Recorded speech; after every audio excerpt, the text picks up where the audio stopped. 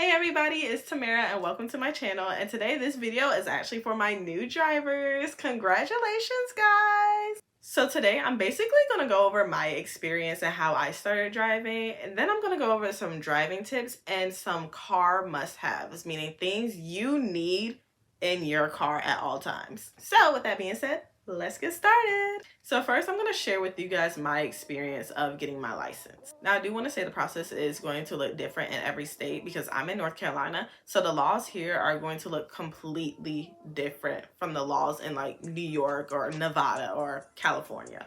So basically how I started was I was in high school. I was about 15 years old and I took driver's ed at my school. So with driver's ed, I want to say for me, it was probably like 2 weeks long. I want to say filled with like lectures, and then like a couple of weeks after that, we had partners and our driver's ed instructors would take us out and we would pretty much like drive all around town. And so after I finished driver's ed, I went to the DMV and I took a written exam and then I got my permit. But like I said, this process looks different in every state, so I don't know how this looks in other states.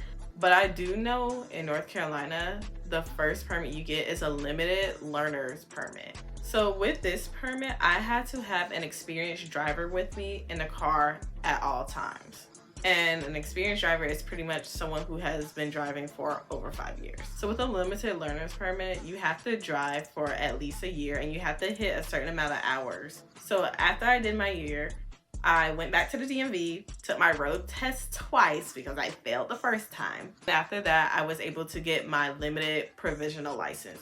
And with my limited provisional license, I don't have to have an experienced driver with me in the car, but I do have a curfew. I want to say it's like from 5 a.m. to 9 p.m. Yeah, I want to say 5 a.m. to like 9 p.m. unless I had like work or like school or something like that.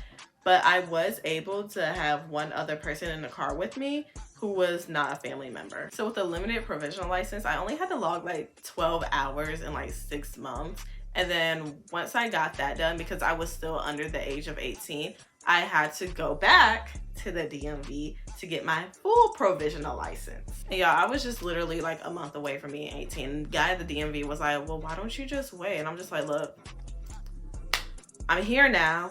Just give me my license. So I did end up having to renew it at 21 to get my actual license or whatever. But that's when COVID hit. So like I was able to do that online. I lucked out. I did not have to sit in line at the DMV.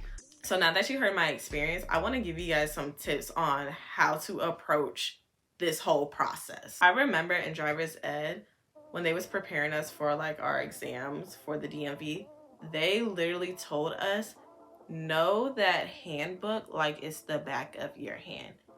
And they were not lying, guys. Like, they were not lying. I know some people are like, oh yeah, the written exam is really easy, it's common sense. For me personally, they ask questions that I wouldn't even have thought of. Like, I remember one question being like, when you turn your high beams on, how far ahead are you supposed to see? I'm just like, what? And it's like, it's in the handbook, I know, but like, I would have never thought they asked me that question. They also quiz you on signs, so make sure you know all your signs. Now with the road test, like I said, everybody's experience is different, especially by state. But with the road test, they are very, very, very, very, very strict. I mean, like, for an example, if the speed limit is 40, you have to go exactly 40. Like, you cannot go 45. You cannot go 35. You gotta go exactly 40 or you will fail. Like, I remember when I was in line with my dad, I remember this one guy came out and he had to be like my age, like maybe 16, 17 years old.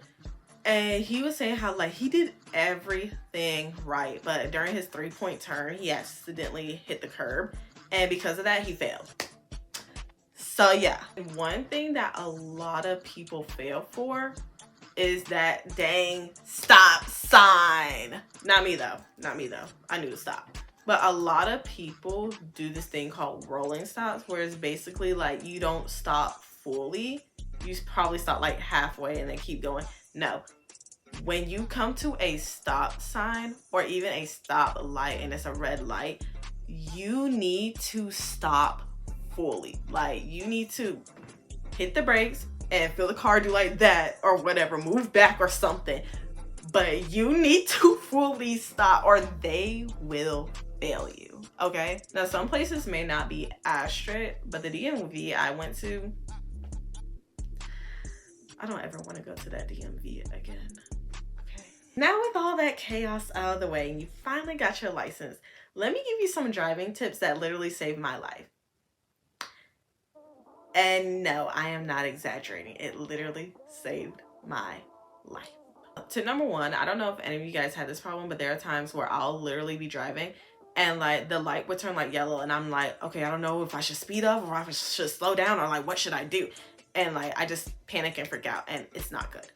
So literally what you can do to avoid this is every time you're coming up to stoplights, just slow down. Just slow down. Then from there, if the light does turn yellow, you'll know if you have enough time to like speed up and keep going or if you're able to slow down.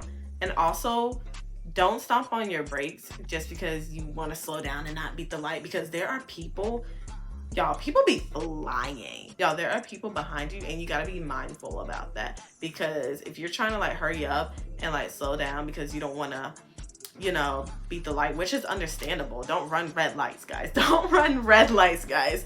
But like be mindful of the people behind you, because like, I don't know why people like to tailgate, but you don't want to cause an accident is what I'm trying to say. Speaking of tailgating, guys, please leave at least 3 car spaces between you and the person in front of you, okay? I remember one time, I think I was getting off of work and I was going to my friend's house and I was driving onto the highway.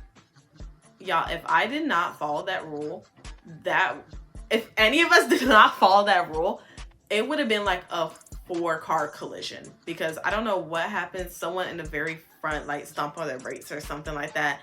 And like we all had to stomp on our brakes, and thankfully we had a lot of time and like distance in between us to stop, because that would have been horrible. And literally, if you're tailgating, guys, don't tailgate. You're not going to get to your destination faster, guys. I'm sorry to say, but you're not. You're just putting yourself at risk for an accident, and nobody likes that.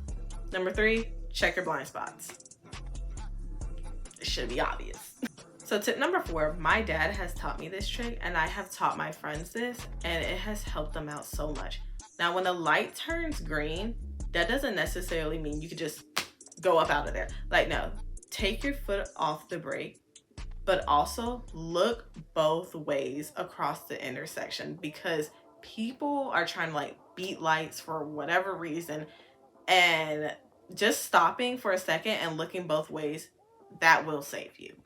Trust, that will save you. Tip number 5 is something I have learned because I hate tailgaters, if you can tell already. But what I have learned is when people are tailgating you, unless you're going like under the speed limit, do not speed up, because the more you speed up, they're going to speed up. And so what I started doing now is making them wait. Like, you're just going to have to wait. Honestly, you are. If you're on a street that has like multiple lanes, what you can do is like get in the other lane and then let them pass you. But do not speed up, because then they're going to go faster and it's not going to solve anything. Okay, now let's get to my favorite part. Just a bunch of things that you want to have in your car that comes in handy. So one item you want to have in your car at all times is an extra jacket, because if you live in North Carolina, you understand it can get cold like out of nowhere. It can literally be like September and like it'll feel like summer in like the morning and afternoon, and then like in the evening it can literally feel like it's winter. So just keep an extra jacket in your car can help you through the colder seasons. Along with that, keeping a blanket as well, because there are times where I'll be sitting in class and I'm like, ooh, it's too cold for this, and I will literally go back out to my car, get my blanket, and come back in. Number 3, an umbrella. Please, please, please keep an umbrella in your car. I can't tell you how many incidents I've had where I'm like, I should have kept the umbrella in the car. Whether or not you think it will come in handy. It will come in handy. Number 4, taser, for obvious reasons. Look at the world we live in now. Keep some tool of self-defense. I don't care if it's a taser, I don't care if it's a handgun. Please, just keep it in your car. Now for this one, this honestly varies by state because I know it's honestly weird to me, but it's legal in some states and not others. But basically what I have in my car is simple air fresheners. And I'm talking about the ones that you could just buy at the gas station for like $1 and they just like hang from your mirror. I was surprised to find out that they were illegal in some states. Like, that is honestly shocking. But they do also have air fresheners that like go in your vents and stuff like that. So you can check that out too. Pencils and pens, y'all. You'd be surprised about the amount of stuff I had to write down in the car for God knows why. But yeah, keeping an extra pencil or pen laying around the car, it helps. It helps. Now, this one may apply for certain people and not everybody because I'm CPR certified. So I do have to keep a CPR mask with me at all times, just in case, God forbid, I ever have to perform CPR. Another thing, chargers. I live by the rule, make sure your phones are at least 50% charged before you step out of the house. And if it's not, that's okay. That's fine. But keep a charger with you at all times, especially in your car. Keep one in your car at all times because obviously it'll come in handy. The last thing you want to do is like be stranded out somewhere and like your phone is dead. You don't want that, sis. You don't want that. Sunglasses, because there are days where the sun just wants to show up and show out. And last but not least, napkins and tissues, because I have spilled things so much in my car. And on top of that, TMI, but during like fall and like spring when the weather starts transitioning, I have chronic nosebleeds. So that tissue and those napkins will definitely come in handy, y'all. So thank you guys for watching my video. I hope you guys learned a thing or two from this. Make sure you leave a like, comment, and make sure you subscribe as well. And I'll see you next time. Bye. I'm in London, I like to go and shop at the mall, shop at the Prada, shop at the store, shop in the drop and stop at Dior.